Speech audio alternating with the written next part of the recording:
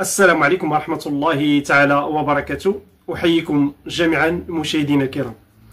اليوم شهدنا واحد الحملة اللي هي كبيرة في المغرب على القضية ديال ارتفاع ديال الأدوية والقضية ديال المستشفيات، وكنتمنى أي مغربي يشارك في هذه الحملة هذه، بدلا ما نهضروا على تكون العرس الأسطورة اللي في الناظور، بدلا ما نبقاو نبحثوا على شكون هو موسى، نبحثوا شكون هو كياكل لنا الثروة ديالنا، شكون هو كياكل الأموال ديال الشعب، شكون هو اللي كيزيد في ارتفاع الأدوية في البلاد وغير ذلك. أيضا غادي نهضروا على القضية الأفارقة وشنا عدد ديال الجرائم اللي ارتكبوها أفارقة في المغرب مؤخرا، واللي غادي ندوز لكم بزاف ديال لقطات فيديوهات. فبقاو معنا ودعموا هذا الفيديو والبارطاج ايضا بزر اللايك. هيا معنا ننطلقوا. كما شفنا اخواني اخواتي، واحد الحمله اللي بداوها المغاربه، هذه الحمله هذه على ارتفاع ديال الادويه في المغرب، خصوصا الادويه ديال الامراض المستعصيه اللي وصلت بالملايين. ايضا غادي نهضروا على القضيه ديال المستشفيات، واللي شفنا بزاف ديال الناس اللي كتعاني في الصمت بسبب هذه المستشفيات، وبسبب اللي كيعطوهم. يعني اذا بغيتي تدوز على الراديو او تدوز شي حاجه خصك تضرب واحد 7 شهور، عام، كاين اللي كيستنى 3 سنين وغير ذلك حول هذا الموضوع هذايا. في عوض نبقاو نبحثوا على هو شكون موسى اللي دار واحد العرس اللي هو كبير في مدينه الناظور. كما شفنا البحث في الفيسبوك والبحث عبر الجوجل ديال المغاربه اللي واحد النسبه اللي كبيره كتبحث على هو شكون موسى. حنا عقليتنا دائما زيرو، كتمشي غير في الطرهات والتفاهات، في عوض نبحثوا شكون كيهرب الاموال ديالنا، شكون اللي كيخلي الدواء ترتفع في البلاد، شكون اللي كيهمل المستشفيات ديالنا، شكون اللي هو السبب في البطاله في البلاد، شكون اللي هو كيسرق الميزانيه ديال البلاد. هادو هما اللي خصنا نبحثوا عليهم. شنو نتو كتبحثوا لي الطرهات على الخو الخاوي؟ اكبر بحث في الجوجل والفيسبوك على شكون هو موسى. غادي ندخلوا نهضروا على واحد الفيديو اللي انتشر واحد الاخ اللي دخل للسبيطار، هو يعني مهرس. هذا الاخ هذا تقريبا 24 ساعه هو كيستنى النوبه ديالو في السبيطار، وشي نوبه ما جات، وفي الاخر جاو ليهم وكيقولوا لهم اودي خصكم تخرجوا نمشي بحالكم. سيد مهرس رجلو كينزف، قال لك تما مشي بحالك. غادي ندوزو لكم هذا الفيديو ونتكلموا عليه.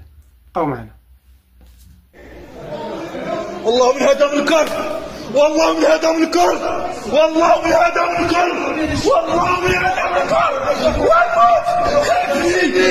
مخرجيني وانا مهرس، مخرجيني وانا مهرس على المغرب. شوفوا محمد السادس قال لك مستشفى محمد السادس. هاي هاد النمرة 70 شديتها في 7 د العشية، شديتها وهادي 5 د الصباح، 10 د السوايع. فسولتو في 9 لما نعرف دوز ساعتين وانا كنتسنى من 7 حتى 9 نطبت. يا خويا عافاك شحال وصلت؟ قال لي 60. سولتو دابا قبل شويه في الجويه 4، خويا شحال وصلت؟ قال لي 61. يعني في 8 د السوايع داز واحد.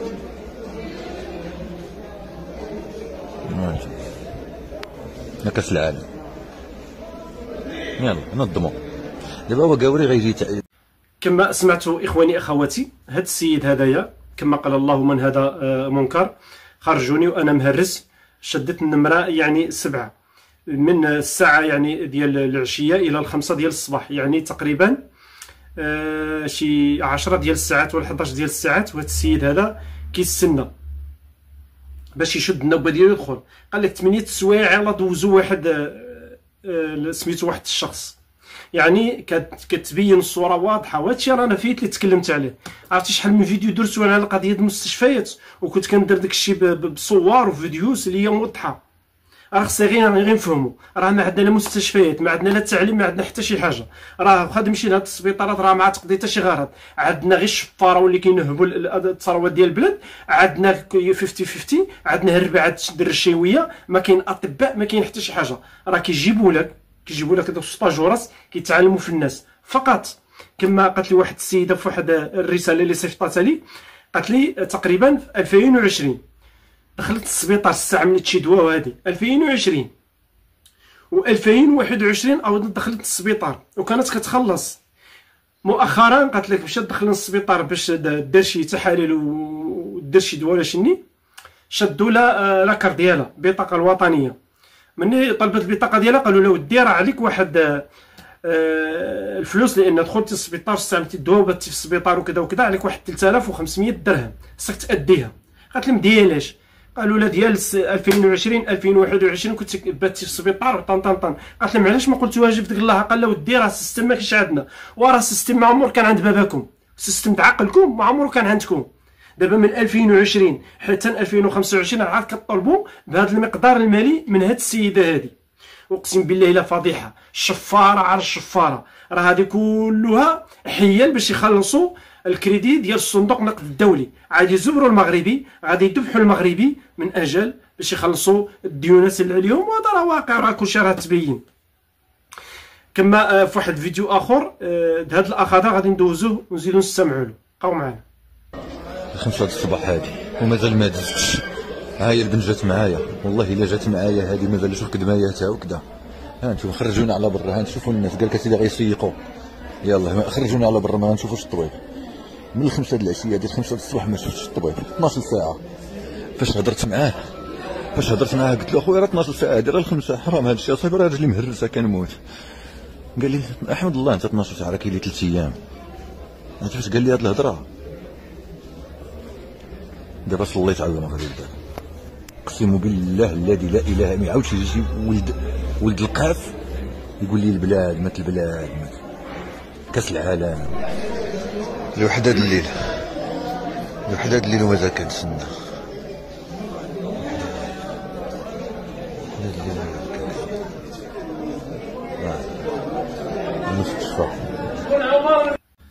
كما سمعتوا اخواني اخواتي، قال لك فاش يعني هضر معاهم قالوا له قولوا الحمد لله، راه كاين ناس 3 ايام هما كيستناو النوبه ديالهم. يعني هادشي ما بقاتش السبيطار هذا ولا زريبه، هذا ولا زريبه. ان السبيطار باش يجي واحد المريض اللي وصل له العظام بحال هذا اللي مهرس وغادي يستنى 3 ايام يكون رجلو تدود ولا يكون رجلو طلع له شي حاجه فيه. يعني هذا هو الواقع ديال السبيطارات ديالنا. راه ما تشوفوش ديك الواقع د السبيطارات اللي كيبينوهم في التلفزيون، لان كما قالت الوزيره نبيله منيب اللي قالت لك اودي هادو مني كيجي الملك يدشن شي سبيطار وهادي كيمشيو يجيبوا داك الكيمان ويجيبوا ديك الزينه ديال المستشفيات ديال القطاع الخاص كيجيبوها كامله من السبيطار ديال القطاع العام، وكيجهزوا السبيطار به باش مني كيجي زياره ملكيه كيدخل وكيشوف داك الشيء هما كيمشيو كيرجعوا داك الشيء لموالاه. شتي لا قضيه القوالب اللي عندنا في البلاد هنا، باش ما نقولوا ودي راه كاين العصابه اللي كتسير كتقولوا ودي حنا كنهاجموا بلاد وحنا ماشي مواطنيين وحنا وبزاف ديال التعاليق اللي كتجي سلبيه. غادي نخليكم تشاهدوا هذا الفيديو ديال الوزيره. بقاو معنا. هاد الناس هاد الكذابه هاد الخداعه شحال من مره كيطلع الملك ديال البلاد يدشن واحد السبيطار كيجيبوا ليه النوامس من كلينيك بريفي ويعمروا داكشي يبينوا داكشي للملك والتلفازه، غير كيهبط الملك مع الدرج يهزوا النوامس اللي لهم تما ويسدوا داكشي. راه هنا فين كتعرف فين وصلت بينا الامور في هذا البلد السعيد اللي فيه الناب وفيه التافهين كيوصلوا باش يتعداو حتى على حقوق اخواني اخواتي. وهذه راه حقيقه في الدقيقه، راه هذا هو الواقع، هذا هو الواقع ديالنا، هذا هو الحال ديالنا في البلاد. راه الانسان خصو يحول على الصحه ديالو، الانسان خصو ينتبه بزاف ديال النقط، لان ما عندك عند فين تمشي، غادي تمشي عند هاد الجزار غير غادي يقزرك وراه ما عندها ما والو. وهذا راه هو الواقع. راه البلاد ديالنا تحورت، البلاد ديالنا انتقلت من واحد المكان اخر، راه ولاو عندنا عش لهبيه مدورين بينا، غير الرشاوي كما كتشوفوا، بزاف ديال الامور. عندك فلوس هاد البلاد راك عاد تعش، ما عندكش الفلوس اذهب الى الجحيم. وهذا هو الواقع. وكما شفنا يعني باش نشارك هذا الموضوع هذا، كما شفنا القضيه ديال الطفل اللي تعرض للحاله في المدينه الجديده بلا ما نذكر، كما شفتوا ذاك الطفل اللي تنوب عليه 14 شخص فيما فوق. يعني كاين اللي كيقول لك العدد اكثر من ذلك، واللي نولوه 40 حبه ديال القرص ديال القرقوبي وفعلوا فيه كيف بغاو. وهذا الطفل هذا اللي توفى له الاب ديالو عنده الام ديالو كيمروا واحد الظروف اللي هي مزريه، الظروف اللي هي خطيره جدا. وكنتمنى جميع المغاربه يتضامنوا مع هذا الطفل هذا، يتضامنوا مع هذا الطفل هذا، لان هذا الشيء اللي شفناه خطير جدا. وكما شفنا يعني بعدما يعني شدوا واحد جوج وداروا معهم يعني البحث، تما طرقوا لهم حتى نضت القضيه ديال الراي العام. شتي القضيه ديال الراي العام راه مهمه، شتي القضيه في المواقع الاجتماعيه اللي كنهضروا عليها راه مهمه بزاف. راه واجب على كل مغربي خصو ينوض يهضر، كل مغربي يدير فيديو يهضر. لان علاش خصنا ننزعوا ديك الخوف ونهضروا على بزاف ديال القضايا، لان الوحيده اللي بقاتنا باش نوصلوا الصوت ديالنا فيها هي المواقع الاجتماعيه، وهذا هو الواقع. غادي نخليكم مع واحد الصحفي اللي كيهضر على هذا الطفل هذا. بقاو معنا.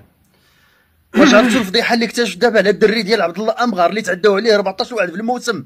حسب احد الاشخاص فهاد الدري وكلوه هاد المساقط 40 حبه القرقوبي باش يديروا فيه ما بغاو، وداوه للخرا وتناوبوا عليه على الاعتداء عليه وخلاوه تماك مليوح ومشاو. ايوا يا سيدنا الجندر في البدايه كانوا استمعوا لشي جوج وطلقوهم ووقفوا الخدمه. ايوا بعد الفيديو اللي درتو وصل لمليون مشاهده في 5 ساعات وتحولت القضيه للراي العام، دابا راه نايضه في جديده وكيقلبوا على هذا 14 حقا جاتهم تعليمات باش يتم اعتقال هاد الحيوانات باسرع وقت. اودي الله يعز الراي العام، الحمد لله اللي خلانا احنا والمتابعين سبب باش سمعتوا اخواني اخواتي، هذه هي الحقيقه في الدقيقه، لان المواقع الاجتماعيه هي الحل الواحد باش يمكن نوصلوا الرسائل ديالنا وباش يمكن نقطعوا بزاف ديال الامور، كما شفنا هذه الحمله على القضيه ديال ارتفاع الادويه في المغرب وغير ذلك. كنتمنى اي مغربي يساهم فيها. ندوزو للورقه ديال الافارقه. الافارقه يا ساده ولاو في بلاد متغولين، افارقه هما اللي ولاو حاكمين البلاد، راه بكل معنى الكلمه، راه كيغتصبوا كيقتلوا كيديروها من 16، راه ما كاينش اللي يحسبهم، عفوا اللي حاسبهم. هذا هو الواقع اللي غادي ندوز لكم شي فيديوهات اللي غتصدمكم. هاد الناس هادو تجبروا في الارض، تجبروا في ارض المغرب، وما كاين حتى شي مسؤول اللي يقدر ينوض يغير هذا المنكر هذا ويجري على هاد الوحوش اللي هما كيعيشوا في البلاد ديالنا. لان هاد المسؤولين اللي عندنا بغاو يغيروا ديموغرافيه هاد البلاد وغيغيروا الشعب شعب. راه هذا هو الواقع وهذه هي الحقيقه، راه غادي نوصلوا لها. لان هاد الدخول الافارقه المغرب بهذا الشكل اللي هو مكثف شيء غير عادي وراه مقصود. غير باش نوضحوا هذه النقطه هذه، كما شفنا هجموا على الزوار المقابر وكيجلسوا الناس في الزوار ديال المقابر، وايضا كيطالبوا صحه بالفلوس باي حاجه من هاد الناس اللي كيزوروا المقابر. غادي نخليكم مع واحد الفيديو ونكملوا. بقاو معنا. اشنو اختي وقع لك هنا الله يجازيك؟ قضيه انا وقضيه الكريساج. شكون هادو؟ قالوا لنا عطينا قالوا ما عندناش، قال لك لا عطيني 100 ريال على الفيديو. هادو الافارقه هادو راه ما صور ماشي فيديو. واش شوف وانا ندير ولادي راهم غادي جابوا لي ولدين هربانين راهم لا لا ساعد لا لا اجا صاحبي راه حنا عيطنا على البوليس، اجي راه عيطنا على البوليس اصاحبي. سير يا ولد سير يا ولد. لا لا لا وديع سير يا ولد يا وديع هو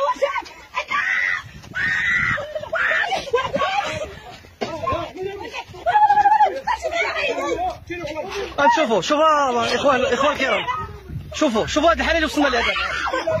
شوفوا هاد الحاله اللي وصلنا لها. شوفوا الافارقه باش دايرين في مقبره الشهداء. شوف اش دايرين في مقبره الشهداء، وغياب السلطات غائبين. فينا هو الاحساس ديال هاد والحارس ديال هاد المقبره هذه. راه عيطنا على الشرطه الان وكنظن راه غادي يجيو لنا، قال لك حنا جايين. كما شاهدتم اخواني اخواتي، وهذا الفيديو الحقيقه في الدقيقه، لان جاء الوقت اللي خصنا نرحلوا هاد الناس. شتي الا ما ناضتش الحكومه رحلت هاد الناس عاد نديروا الشعب اليد في اليد، وحنا اللي غادي نرحلوهم. لان الناس هادو ولاو كيديروها من 16، ولاو كيخترقوا جميع القوانين اللي كاين في البلاد. ولو كان شي مغربي كيدير هاد التصيبه هادي تسديتوه ودخلتوه للحبس، لان نتوما المسؤولين عديم من الضمير حكاره. علاش هادو طالقين يديروا السيبه في المغرب؟ طالقين يفعلوا اللي بغاو، راه كيهجموا على الحوانت ديال الناس، كيهجموا على المنازل ديال الناس، كيتعرضوا للفتيات، كيتعرضوا للنساء ديال الناس، وكيديروا الاجرام اللي هو خطير داخل المملكه المغربيه الشريفه. لكن الصمت رهيب من طرف المسؤولين، ديال الدوله، ساكتين وضرب الطم وكيشوفوا هذه الجرائم الكحله اللي كتوقع في البلاد. ايضا غادي ندوزو واحد الفيديو اخر. غادي تشوفوا البلبله والسيوف اللي وقع في بلاد، والهجوم في الشوارع، والعصابات الشوارع اللي كيشكلوا هذا الافارقه، والصمت من الحكومه العديمه الضمير، الحكومه ديال الاغنياء. هذا راه واقع، الصمت رهيب وهاد الناس هادو كيهجموا على الناس في الشوارع بالسيوفه. لو كان شي مغربي حال شي سيفيدو كنت تضربوا ب 20 سنه ديال الحبس وما تحنوش به، ولكن هذا افريقي دخل كيدير السيبه في بلاد ما كاينش اللي يهضر معاه. خليكم مع الفيديو. المغرب في خطر.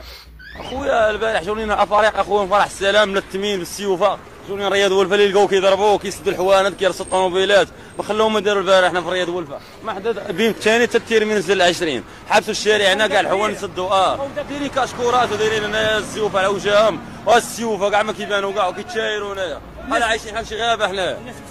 وتخلعوا البارح انا كان في 20 الناس البارح كتدخل عادي حتى المحل داخل هبط الريد وربان الناس البارح كتغوت السما غوت في الارض انت شاك كثير البارح عشنا معاهم جاحين البارح واحد ازعاج نقول لك ما عمرنا شفنا بحالو كاع عشتوا الرعب عشنا معاهم الرعب البارح هنا في رياض ولفه مع الافارقه البارح. انتوما كساكين اخويا كما سمعتوا اخواني اخواتي قلقوا جاو ملتمين بالليتام على وجههم وكذا وحاملين يعني السيوف في ايديهم برياض الولفه وكيهرسوا يعني الحوانات والسيارات ديال الناس، دقدقوا عدد من السيارات ومن الحوانات وغير ذلك، مسببين هلع، مسببين يعني كارثه في المدينه.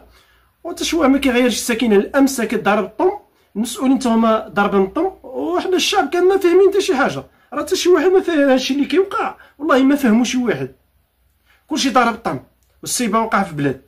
اذا علينا التحرك، لان هادشي هذا غير منطقي. ايضا حتى شفنا حتى في الشركات، شفنا في الشركات والمعامل وغير ذلك كيستدلوا المغاربه بالافارقه.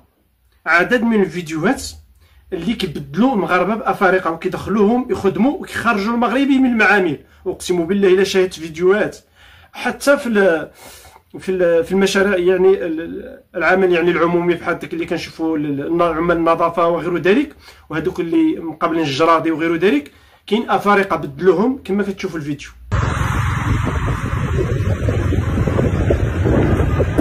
كما كتشوفوا بدل المغاربه هادو افارقه كيخدموا الجرده والاشجار وداك الشيء اللي كتشوفوا، والمغربي مسكين باطل يعني جالس على العمل ثم خدموا لي افارقه.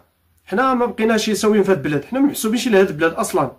يعني المغربي توصلني ما هنا للكرش والافريقي يخدم، هذا هو حل البلاد صافي. يعني ولينا كنشوفوا هادشي اللي خرج شويه عن السيطره، وهادشي هذا راه ماشي واحد النقطه اللي غتكون خطيره جدا في البلاد. مع الاسف كاين فيديوهات اللي كثيره ما غنستطيعش يعني ندوز هادشي ديال الفيديوهات، لان هذه القضيه تكلمت عليها ما فيه الكفايه، تكلمت بزاف على القضيه افريقيا والفيديوهات هم موجودين على القناه. ايضا بمدينه الرباط حي البيتات ولا شي سميتو يعقوب المنصور، غتشوفوا الفيديو ايضا في الشارع والحال اللي وقع. بقاو معنا. مستحيل الاصدقاء شنو اللي غيوقع في مدينه الرباط في حي البويتات بيعقوب المنصور. هاد الافارقه هادو هجموا على المغاربه، وكما كنشوفوا بانهم كانوا منوضين الصداع، وهذا الشخص هذا كان كيشير في هذا السرجم. كما كتشاهدوا اخواني اخواتي، حنا كندوزوا هاد اللقطات باش تعرفوا شنو واقع في البلاد، لان المغاربه اليوم كيبحثوا على العرس الاسطوري. كما كتشوفوا هاد العرس الاسطوري اللي كيبحثوا شكون مولاه. فيكم البلوى صاحبي، والله الا فيكم بلوى. هذا داير العرس اسطوري خسار فيه الملايير لا تحتسب، شغله هذاك. حنا اللي يهمنا ذلك، حنا خصنا نبحثوا شكون كيضيعنا في البلاد، شكون اللي مسبب بطاله في البلاد، شكون اللي واكل الثروه ديال الشعب، الثروه ديال هذه البلاد. لان البلاد ديالنا خصكم تعرفوها بلاد غنيه، بلاد ديال الاموال، بلاد ديال الاموال، والشعب عايش فقير. لا هادشي خصنا نبحثوا شكون اللي فقرنا في هذه البلاد. باش انت كتبحثوا لي شكون اللي مسمي موسى، يكون اللي بغى يكون شغله هذاك، الله يجيب له التيسير. حنا نبحثوا شكون كياكل الثروات ديال البلاد. ايضا واحد الفيديو ما غاديش ندوزو هجوم الافارقه على احدى المحلات التجاريه الكبرى، يعني وسببوا واحد الخسائر اللي هي كبيره في هذه المحلات، وتم اعتداء على واحد العامل داخل هذا المحل التجاري، وتم اقتطاع الايدي ديالو، قطعوا يدو بالسيف في واحد المشهد اللي ما يقدر حتى شي واحد يشاهدو. شتي الامور اللي وصلنا لينا، هما ولاو كيعتادوا كيقطعوا اليدين ديال عباد الله. وهذا السيد اللي قطعوا له يدو دابا خصو تقريبا واحد 7 ولا 8 منايل او اكثر باش يديروا له عمليه نقل اليد. كما شفنا من المحل خرج في التصريح وكيطالب المغاربه يعني تساندوا مع هذا السيد وشنا، والحكومه ناعسه. الناس اللي كتصوتوا عليهم واللي كتبيعوا راسكم ب 100 درهم و200 درهم من اجل الصوت هما ساكتين ضربا نطم، وخليكم انتم في الصراعات مع الافارقه.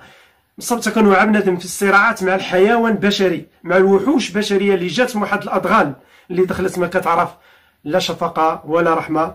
اللهم اني بلغت لان هادشي غيتكثر وغنشوفوا بزاف ديال الامور، وغادي نحاولوا حنا كشعب اللي غادي نحاولوا نطردوا هؤلاء من البلاد ديالنا، وغادي نطردوا حتى هاد المسؤولين عديم الضمير من البلاد ديالنا، لان ما بقاو سويين حتى شي حاجه، ما بقاوش يصالح لنا، وهذا هو الواقع.